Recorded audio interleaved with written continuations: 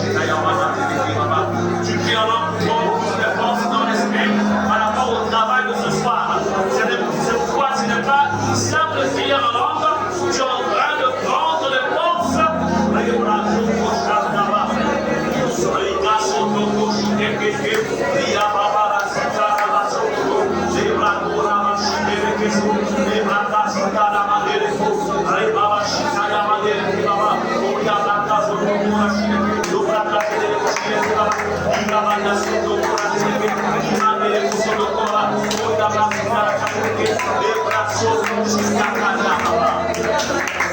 Au nom de Jésus, nous avons prié. Veuillez vous asseoir. Nous sommes là ce soir, c'est pour traiter un problème. Et le problème que nous traitons, c'est qu'en vérité, nous avons en fait, nous vivons dans des milieux où il y a des hommes et des femmes qui ont traité des alliances avec des esprits de forêt. Et à partir de ces alliances, ils troublent les vies de plusieurs. Et toi, tu fais partie de ceux qui se sont dit, je délivre ma vie, je délivre ma maison, tout ce qui m'appartient, je décide de sortir de toute influence provenant de ces esprits de forêt. Alléluia. Alors, ça ne va être qu'une continuité aujourd'hui. Alors, nous ouvrons nos Bibles dans Ézéchiel chapitre 16, du verset 2 jusqu'au verset 5. Ézéchiel 16, du verset 2 jusqu'au verset 5. Je vais lire la parole de Dieu. Il est écrit ceci: Fils de l'homme, fais connaître à Jérusalem ses abominations. Tu diras, ainsi parle le Seigneur, l'Éternel à Jérusalem. Par ton origine et ta naissance, tu es du pays du Canaan. Ton père était un Amoréen et ta mère une Étienne. Verset 4. À ta naissance, au jour où tu naquis, ton nombril n'a pas été coupé. Tu n'as pas été lavé dans l'eau pour être purifié. Tu n'as pas été frotté avec du sel. Tu n'as pas été enveloppé dans des langes. Nul n'a porté sur toi regard de pitié pour te faire une seule de ces choses, par compassion pour toi. Mais tu as été jeté dans les champs, on peut dire dans les forêts, ou dans la forêt, le jour de ta naissance, parce qu'on avait horreur de toi. Amen. Amen. Je ne vais pas rentrer ici dans l'explication détaillée de cette situation, en fait, qui nous est relatée ici. Mais il y a un problème ici, c'est qu'en fait, Dieu dit, fait connaître à Jérusalem. C'est-à-dire les abominations que Jérusalem, qui était rattachée à cette ville ou à cette contrée de Jérusalem, étaient tout simplement liées à un passif. Un passif qui n'a pas été traité. C'est pourquoi il dit, ton nombril n'a pas été coupé. Tu n'as pas été lavé dans de l'eau pour être purifié. En fait, les actes qui ressortent de toi, Jérusalem, sont tout simplement rattachés, en fait, à l'histoire depuis ta naissance. Et il dit au verset 5, mais tu as été jeté dans les champs, on va dire dans les forêts. Et quand on jette quelqu'un dans les champs, on va prendre l'exemple d'un bébé qu'on jette dans un champ. Vous êtes d'accord qu'il y a des fourmis qui vont graviter autour de cet enfant. Vous comprenez?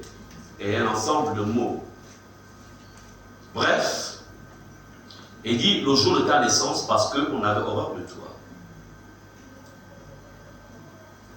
Et ici, ce que je voudrais que nous retenions, c'est que un passé non traité a de l'effet sur le présent de quelqu'un et même sur son futur.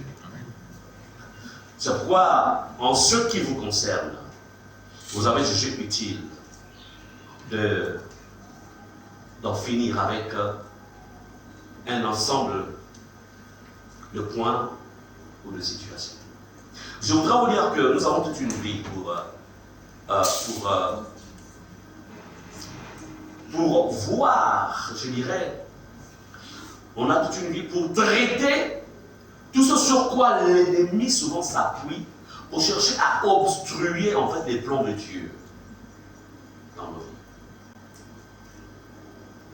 C'est pourquoi ne dis pas, on a parlé de tel sujet la dernière fois, je pense qu'on a fini et je peux disparaître ou faire ce que je veux. Non. Non. Amen.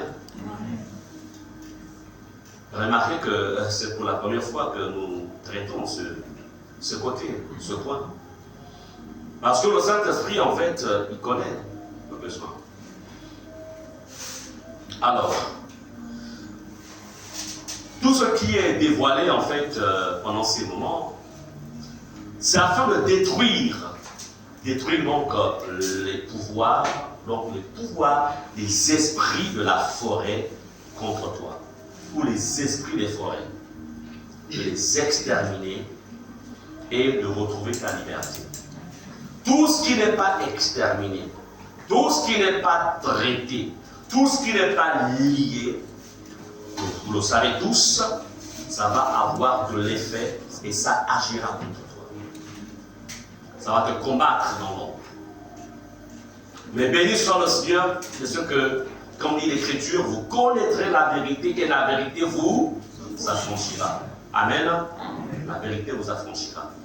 La vérité est une épée. La parole de Dieu est une épée. Tout ce que nous ferons ce soir, on va s'appuyer sur la parole de Dieu qui est une épée. Comprenez ceci, pourquoi nous traitons les esprits, pourquoi sommes-nous mobilisés contre les esprits des forêts? C'est parce que tout simplement, comprenez qu'il y a des personnes autour de vous qui, pour la plupart, certains sont allés, vont invoquer des esprits des forêts. Ils entrent dans des forêts, ils invoquent ces esprits et ils vont parfois les orienter contre ta famille, contre ton foyer, contre tes enfants, contre tout ce qui te concerne, contre ta destinée. Ils vont dans la forêt, ils ne vont pas vers les esprits des eaux, mais ils vont vers les esprits des forêts. Ils ne vont pas vers les esprits des montagnes. Vous comprenez cela? Vous voyez tout ça? Il y a différents types.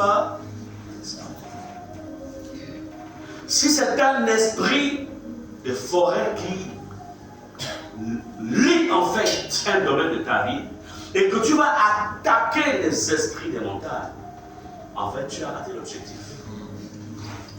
Est-ce que vous comprenez? C'est pourquoi on fonctionne par révélation. Amen. Amen. Par révélation.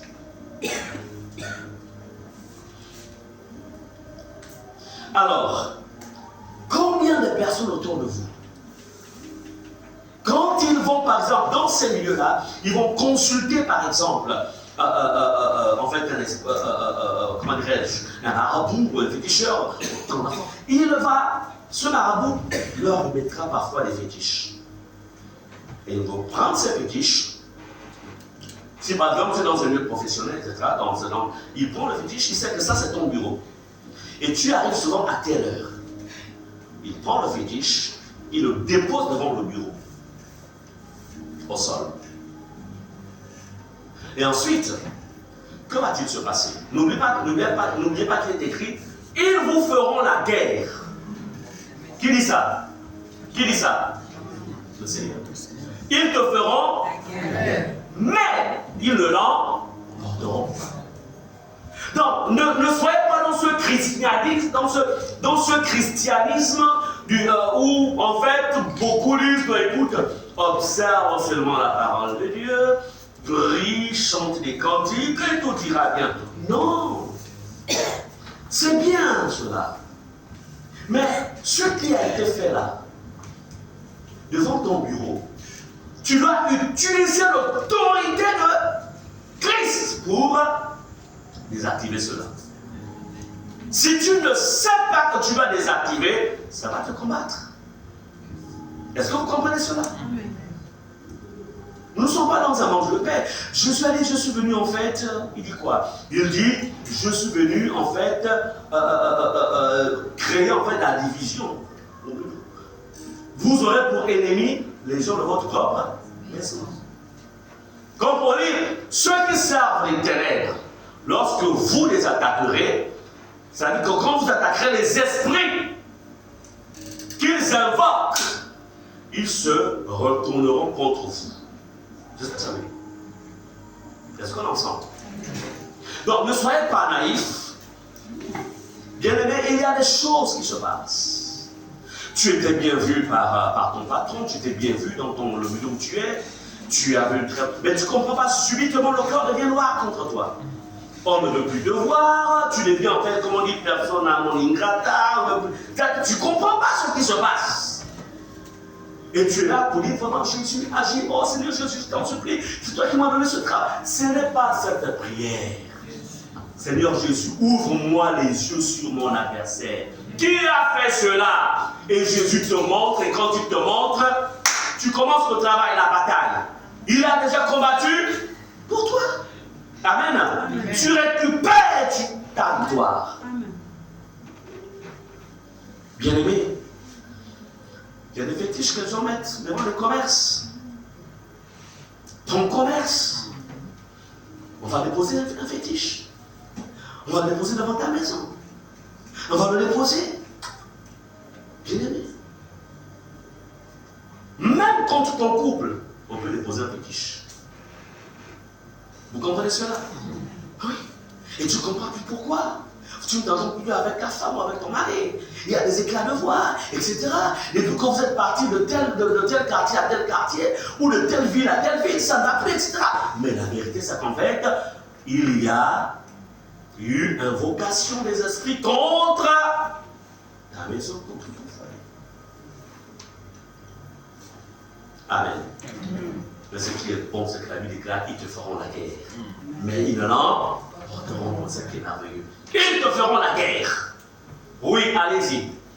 Mais je connais comment vous avoir. Parce que mon Dieu, il est le Dieu de toute la création. Amen. Bien-aimés, pourquoi depuis là, plus rien ne marche dans ta maison? Pourquoi plus rien ne marche dans ta vie? Pourquoi plus rien ne marche dans tel domaine? Pourquoi tu sembles être bloqué? Ça vient de qui? Ça vient de qui? Voilà pourquoi, et c'est là où on peut faire ce qu'on appelle la relation personnelle. Sachez poser la question au Seigneur. Je me souviens lorsqu'en décembre, j'étais attaqué en fait par ces agents d'Internet qui avaient envoyé des esprits de nécromancie en fait contre moi. J'ai dit, Seigneur, montre-moi exactement qui est à l'origine. Et le Seigneur me donnera une vision. Et je verrai les 3 personnes qui étaient assis en fait au bas du banja. Les 3 personnes, bien vu les visages. Je dis, c'est bien. Là maintenant, je vous ai dévisagé. Et dès l'instant où vous êtes dévisagé, c'est que vous êtes devenu accessible. Parce que c'est vos noms et vos prénoms. Et quand j'ai lancé la bataille, là, c'est on appelle ça en fait du direct. Amen. Tant que vous ne connaîtrez pas qui est votre adversaire, vous aurez du mal à mener victoire. On ne mène pas une guerre sans connaître qui est la source, qui est l'origine. Quand on a dit que les armes que Dieu nous a données sont puissantes par la vertu, Dieu ne s'est pas dit qu'on peut les utiliser n'importe comment. Amen. Les esprits de forêt. Bien-aimé, prends au sérieux ce travail. Ce n'est pas parce que tu es enfant de Dieu qu'on ne peut pas faire des fétiches contre toi, tu te trompes. Si le voyant ou le prophète Balaam a été intéressé par la proposition du roi Balak en lui disant, il prie Balaam.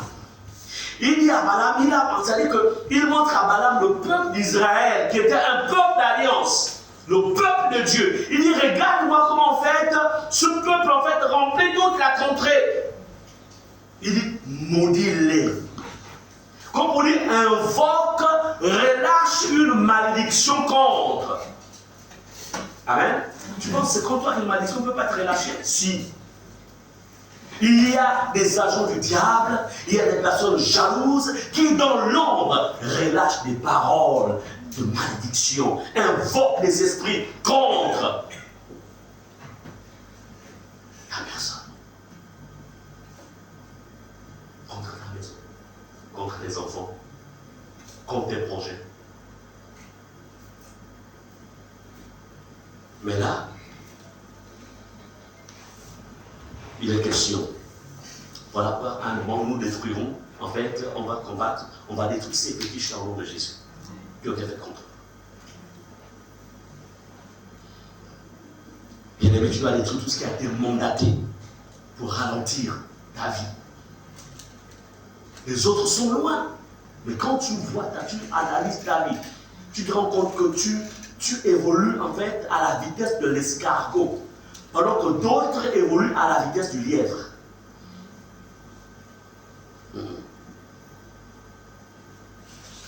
Il y a un problème. Qu'est-ce qui a été fait pour ralentir ta vie? Il va être question ce matin, ce soir plutôt, de détruire ces esprits-là. Derrière un fétiche, il y a toujours un esprit. Les fétiches qui ont été relâchés. Les esprits relâchés contre ta destinée par l'entremise des esprits de la forêt. Je vous ai dit la dernière fois que, est-ce que vous connaissez, qu'est-ce qu'on a fait de votre cordon ombilical? Qu'est-ce qu'on a fait de votre placenta? Ça atterrit chez qui?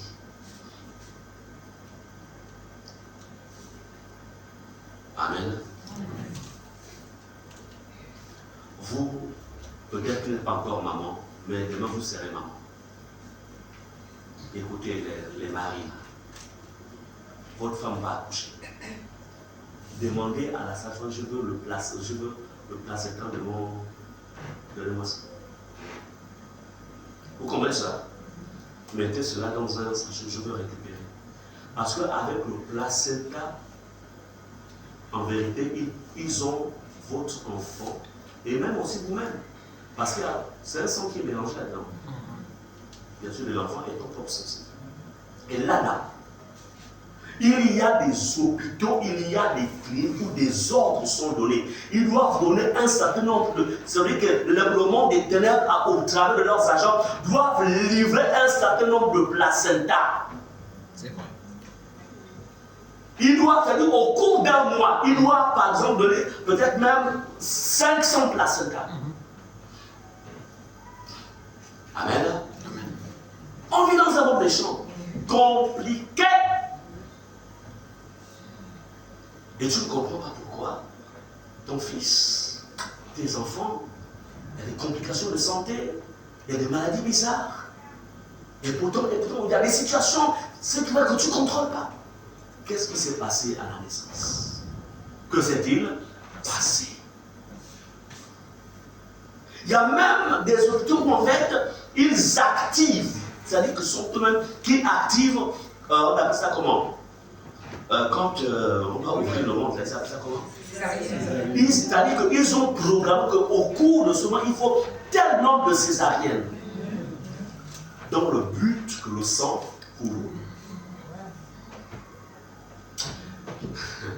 Il faut que nous ayons nos propres hôpitaux, nos propres cliniques, que Dieu nous aide. Je vous dis la vérité. Compliqué. Mais, ce qui est bien, c'est que le nom de Jésus est élevé au-dessus de tout nom. Et à l'annonce de ce nom, tout genou fléchit. Alléluia. Amen. Quel que soit ce qui a été fait. Oh, tu ne savais peut-être pas qu'il fallait récupérer le placenta de ton enfant de naissance. Il n'y a pas de problème. Le nom de Jésus ira à cet endroit où on est allé placer le placenta. Tu vas récupérer tous les placentas de tes enfants. Je récupère. Tout ce qui a été fait au nom de Jésus, je récupère. Alléluia. Bien-aimés, je voudrais vous dire ceci aussi.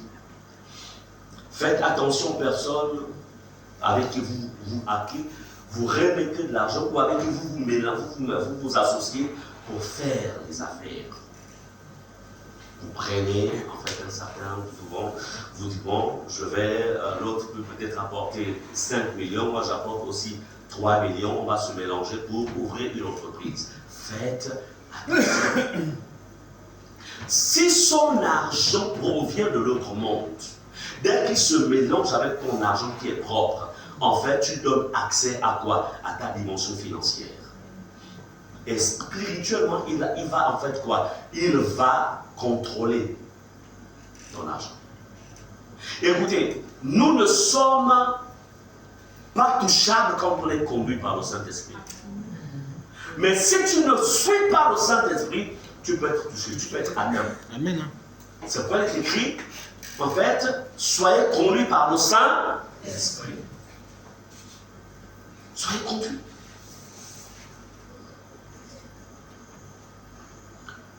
Écoutez, Dieu ne fonctionne pas sur la base de l'amitié. Je pense que nous fonctionnons beaucoup sur la base de l'amitié. Dieu fonctionne sur la base de sa parole. Amen. Tu dois me dire, Seigneur, délivre-moi vraiment de ces sentiments de pitié que j'ai souvent. Non! Seigneur, je ne veux pas de ça. Amen. On marche avec la pitié. On marche avec quoi? La volonté de Dieu. Est-ce qu'on ensemble? Amen. Il y a des personnes à qui vous remettez de l'argent, vous avez remis de l'argent, mais qui malheureusement sont allés féticher dans la forêt contre cet argent que tu as donné. Ils ont vu son travail comme ça. Comme je le disais dimanche. Et tu ne comprends pas pourquoi les gens s'attendent dans ton travail, ton boulot ça n'avance plus. Tu as des problèmes d'argent à tout bout de champ. Tu peux avoir 100 000 aujourd'hui, mais ça te paraît sans que tu le saches. Tu ne sais pas trop qu'est-ce que tu as fait avec ça. Que tu es 500 bien, que tu sais comment, tu ne sais pas tout ce qui se passe. Écoutez ceci, tout ce qui a eu un visage physique possède aussi en fait possède une face spirituelle. Amen. Rien n'est seulement physique. Même l'argent que tu touches porte une dimension spirituelle. Et si quelqu'un détient la dimension spirituelle de ton argent, il détient ta richesse. Vous comprenez cela? Faites attention. On ne remet pas son argent à n'importe qui. Ah, mais de toute façon, c'est un mendiant, c'est vraiment, il vit dans la pauvreté, c'est un mendiant. Les gens qui sont dans la rue là, qui font, oh non, mais non. C'est lorsque tu connais l'identité spirituelle de la personne que tu peux dire je peux le donner, il n'y a pas de problème. Amen. Je peux le dire. Parce qu'il y a des personnes qui se font pauvres, mais qui en vérité ne le sont pas. Yes. Qui ne le sont pas. Elles se transforment en pauvreté dans le but de t'atteindre. C'est pourquoi il y a moi, il m'arrive des endroits, ça dit que je conduis, j'aperçois au loin la personne, et tout de suite, j'écoute le Saint-Esprit. Je sais que cette personne viendra vers moi, surtout dans les supermarchés. Là. Tout de suite, je me mets en état d'alerte. Je dis, Saint-Esprit, que dois-je faire? Dois-je donner ou je ne donne pas? J'écoute. S'il me dit, donne, je donne. S'il ne me répond pas, je ne fais rien. Amen. Amen. S'il ne donne pas, je ne donne pas. Parce que je ne fonctionne pas sur la base de la pitié. Je fonctionne sur la base de la parole de Dieu, du Saint-Esprit. Il a dit, soyez conduits par le Saint-Esprit. Pourquoi Jésus n'a pas guéri tous les malades en Israël? Pourquoi? La Bible dit que tous ceux qui étaient malades, il les a guéris. Non. Jésus recherchait dans leur cœur quoi? Il recherchait des dispositions pouvant permettre en fait à la guérison divine de se connecter à eux. Mais beaucoup malheureusement n'avaient pas cette disposition et ils ont laissé passer Jésus à côté. Il y a j'avais fait un test. Au lieu que je donne 100 francs, j'ai donné un billet d'une certaine valeur. Je dis, écoute, tu sais, ce que je te donne là, tu peux aller faire multiplier ça. Oui, papa, oui, mais c'est qu'il disait que 3 jours après, je repasse par le langage, toujours avec son assiette. Et tchao. Non, tout ce que j'ai dit là. Par contre, il s'est dit, ouais, j'ai fait une bonne pêche aujourd'hui. Vous comprenez cela? Bref, faites attention. Ton argent avait atterri où? Ça a atterri où? Et depuis ce jour, tu ne comprends pas pourquoi tu as de problème en problème. Pourquoi tu as de problème? Pourquoi on t'a licencié du travail? Pourquoi? Pourquoi le contrat n'a pas été renouvelé? Pourquoi? Pourquoi tu as tant de problèmes financiers? Pourquoi? La vérité est que ta richesse est retenue quelque part. Et tu dois aller récupérer ta richesse. C'est retenu certainement dans une forêt. Par des esprits de forêt. Vous avez su le témoignage du dimanche que le frère nous a fait ici. Amen. Amen. Bien-aimés, je voudrais aussi vous dire, faites attention avec des amis qui aiment les féticheurs et les fétiches. Les collègues de travail. Faites attention. Quelqu'un qui aime, c'est-à-dire que la personne là aime les féticheurs ou les fétiches. Demain, après-demain, c'est ton nom qui va amener. Non, il prendra quelque chose de toi. Et tu vas te retrouver dans des combats. Le temps de gagner la victoire, il y aura déjà au moins des conséquences. La lumière ne se mélange pas avec les ténèbres. Amen. Amen. Bien-aimés, je voudrais vous dire une chose. Nous sommes dans un monde où il faut être extrêmement prudent.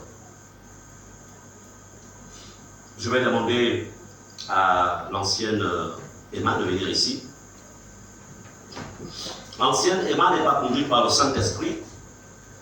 Ce matin-là, elle a oublié peut-être de prendre assez de temps de garder avec le Seigneur. Et puis bon, je vais demander bien, alors lui depuis sa maison, en fait, la manière dont vraiment l'ancienne Emma elle est appréciée dans son milieu professionnel, vraiment. Lui, vraiment, il est jaloux, quoi. Alors, maintenant, comment va-t-il se passer? Il a fait un tour, en fait, dans la forêt de Bigou, là-bas. Et puis là-bas, il est allé trouver quelqu'un qui peut vraiment, qui lui a dit, il n'y a pas de problème, qui lui a donné un huile un joujou. Et puis on a dit, tous les matins, il faut frotter ça sur la main. Va te frotter. Allez, maintenant, cache ça dans le lieu secret. Voilà. Et puis, pendant qu'il frotte comme ça, l'objectif c'est qui? C'est sa collègue de travail, c'est son collègue de classe, université, etc. Et on lui a dit qu'à chaque fois que tu salueras, il y a quelque chose en fait que tu vas tirer. Amen. Elle n'a pas bien prié. Elle n'a pas pris le temps. C'est juste, elle s'est réveillée le matin. Elle dit, Seigneur, merci pour cette journée. Alléluia, Amen. Je m'en vais travailler. Je sais que tu vas avec moi de Jésus. Alors, voici un adversaire. Il se passe le petit matin. Maintenant qu'on le contacte. Écoutez. À partir des mains, ici, là, la pompe que vous voyez là, il y a en fait une porte spirituelle au niveau des mains. Amen. Et lui, en fait, il sait ce qu'il fait. Quand il salue, vous savez comment Judas a trahi Jésus, non? C'était comment? C'était par un sein. C'est un signe de quoi? Ce n'est pas un signe d'amitié. Mais Judas savait ce qu'il faisait. Donc lui, il sait. Pour elle, c'est un collègue de travail, en plus, c'est mon patron. Donc elle tend, mais entre-temps, il a déjà transféré en fait le mal. Amen. Et elle va maintenant se mettre dans des combats, surtout dans des combats. Donc ça, quand même, écoutez, tu n'es pas obligé de donner ta main à tout le monde. Amen. Amen.